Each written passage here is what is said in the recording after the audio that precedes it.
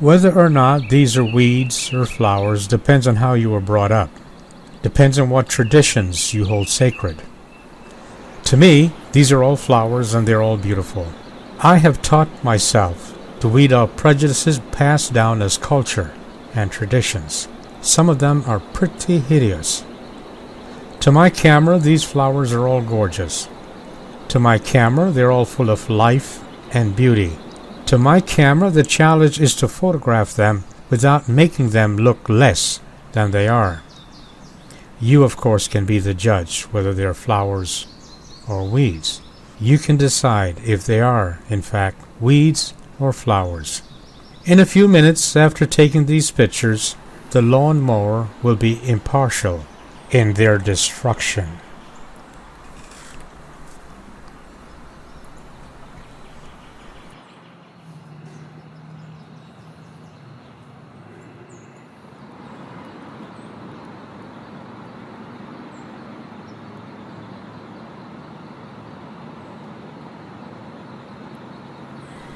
Ever notice that your voice is not always the same?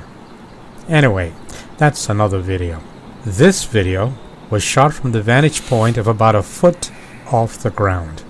When was the last time you laid on your stomach and looked at the world from down there? Interesting view. Of course, not everything was at eye level from down there. I had to shoot up at some of the flowers, the camellia, the azaleas, and that flowering tree. As for the bird, shooting eye level off the stump was interesting. Of course, I had to hurry up and shoot on this cloudy day because the man with the lawnmower was on his way to mow down the weeds. Flowers to me. Seeing life from another point of view can be an eye-opener. You should try it. I had a very rude awakening a couple days ago. A so-called friend told me that I was simply tolerated by people that I thought were friends. My being hearing impaired was annoying to them and they felt uncomfortable around me. They, my so-called friends, tolerated me because I could be counted on to do things for them. Of course, at first I was a little upset at the messenger, but it wasn't the messenger, really. It was the message and the connotations of the message. Dishonesty is hideous and being used is even worse. But then, that's life from another point of view, isn't it? More and more, I'm embracing solitude as an alternative to being around people.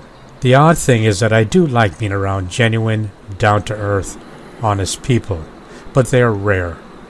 Unlike Diogenes, I don't have a special lantern to be used in search of sincerity. But I do have a solution. It's called solitude. It is living a life from a different point of view. As for me, I have 3 methods of therapy, ways to enjoy my life without being used or tolerated. When I can afford it, I find golf to be the perfect game, played alone. My all-time favorite, of course, is to shoot pictures. Just get a camera, get out there with a blank mind, and just shoot pictures.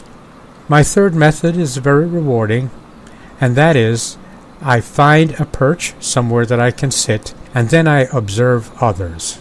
My favorite vantage point is the food court at the Navy Exchange.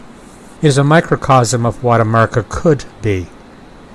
In the food court, it is all the good things, the proper things, and all the things that America could be.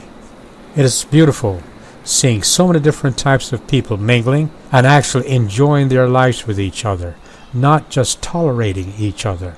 So many ethnicities, so many stories gleaned from my seat. So many different life-embracing situations being accepted as the norm. A Hollywood producer would do well to come out and be in the food court on a Sunday morning and just observe all the really beautiful and good things that America could be.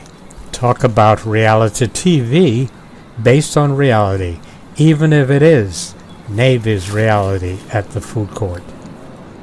Just watching current shipmates or old veterans holding hands with their wives, young people, middle-aged people, all with equal sincerity and equal passion. I was especially impressed with a young Navy wife. She took charge, as all Navy personnel must do when their spouse go to sea. Her equally young third-class petty officer husband stayed with their 2 children as she went to order her food. 4 slices of pizza, 1 large drink, and 4 small cups. Oh, how I wish I had a lot of money. It would have given me so much pleasure to experience the privilege, yes, the privilege of just quietly giving something back to this family. Not because they're a family in need, she was managing her family very well, but because it would have given me pleasure to have been able to give back. I couldn't help but think that 40 years ago, my time in the Navy, I would probably be arrested just for sitting there. Not because it would have been illegal, but because it would have been a common practice to harass someone like me for not being the janitor or for not pushing a broom. Stereotypes, you see. Back then, those in authority would treat those perceived to be less fortunate with extreme prejudice. I have over 6 pages of notes just from observing these people in the food court. But, as I said before, I'll be sharing that experience in another video. Hate, of course, was just outside the gate. Intolerance, the status quo, just outside the gate. Seeing life from another point of view is an experiment really worth pursuing. You should try it. These are my thoughts, of course, but you should think for yourself.